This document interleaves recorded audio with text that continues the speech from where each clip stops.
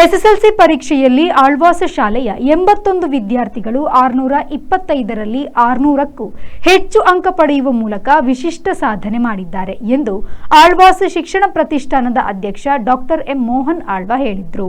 ಅವರು ಸುದ್ದಿಗೋಷ್ಠಿಯಲ್ಲಿ ಈ ಬಗ್ಗೆ ಮಾಹಿತಿ ನೀಡಿದರು. ಮಾನ್ಯ 622, ಕ್ಷೀರಜಾ 621, ಹರೀಶ್ ಬಡಿಗೇರ್ 621, ಪವನ್ ಶರಣಬಸಪ್ಪ ಮೇಗೂರ್ 621, ರಿಯಾ ವಿದ್ಯಾಧರ ಕಮಟೆ 621, ಪ್ರಜ್ಞಾ ಶೀತಲ್ ಪಾಟೀಲ್ 620, ಸಮೀಕ್ಷಾ ಸಂದೀಪ್ ಸಮಾಜನ್ನವರ್ 620, ಸಿಂಧು ಶೀತಲ್ ಚೌಗಲೆ 620, ಸುಪ್ರೀತಾ ಲಕ್ಷ್ಮಣ್ ನಾಯಕ್ 620, ಆದಿತ್ಯ 620, ಚಿನ್ಮಯ್ 620 ಅಂಕಗಳನ್ನು ಪಡೆಯುವುದರ ಮೂಲಕ ಸಾಧನೆ ಮಾಡಿದ್ದಾರೆ. 91 ವಿದ್ಯಾರ್ಥಿಗಳು 95%ಕ್ಕೂ ಅಧಿಕ, 161 ವಿದ್ಯಾರ್ಥಿಗಳು 90%ಕ್ಕೂ ಅಧಿಕ, 211 ವಿದ್ಯಾರ್ಥಿಗಳು 85%ಕ್ಕೂ ಅಧಿಕ ಅಂಕ ಪಡೆದಿದ್ದಾರೆ. 2 ವಿದ್ಯಾರ್ಥಿಗಳು 5 ವಿಷಯಗಳಲ್ಲಿ, 4 ವಿಷಯಗಳಲ್ಲಿ 6 ವಿದ್ಯಾರ್ಥಿಗಳು, 3 ವಿಷಯಗಳಲ್ಲಿ 12 ವಿದ್ಯಾರ್ಥಿಗಳು, 2 ವಿಷಯಗಳಲ್ಲಿ 25 ಹಾಗೂ 1 ವಿಷಯದಲ್ಲಿ 46 ವಿದ್ಯಾರ್ಥಿಗಳು 100 ಅಂಕಗಳನ್ನು ಗಳಿಸಿದ್ದಾರೆ.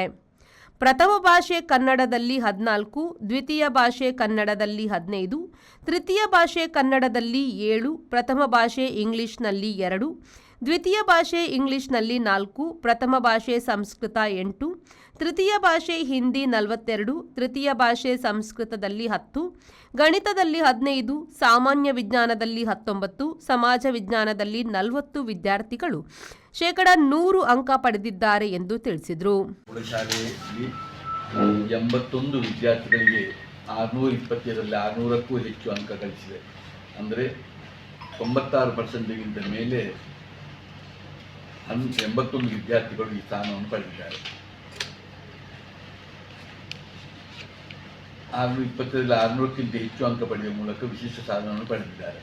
21, 620 ಆಮೇಲೆ 620ರ ಮೇಲೆ 11 ಜನ 620ರ ಮೇಲೆ 11 ಜನ ಈ ವಿಶಿಷ್ಟ ಸಾಧನೆ ಮಾಡಿದ್ದಾರೆ. ಅಂದರೆ 99.2% ಮೇಲೆ 91 ವಿದ್ಯಾರ್ಥಿಗಳು 95ಕ್ಕಿಂತ ಅಧಿಕ, 161 ವಿದ್ಯಾರ್ಥಿಗಳು 90ಕ್ಕೂ ಅಧಿಕ, 211 ವಿದ್ಯಾರ್ಥಿಗಳು ಡಿಸ್ಟಿಂಕ್ಷನ್ ಅಂದರೆ ಬುದ್ಧಿಮತ್ತೆ ಮಕ್ಕಳು 85%ಗೂ ಅಧಿಕ ಅಂಕ ಪಡೆದಿದ್ದಾರೆ.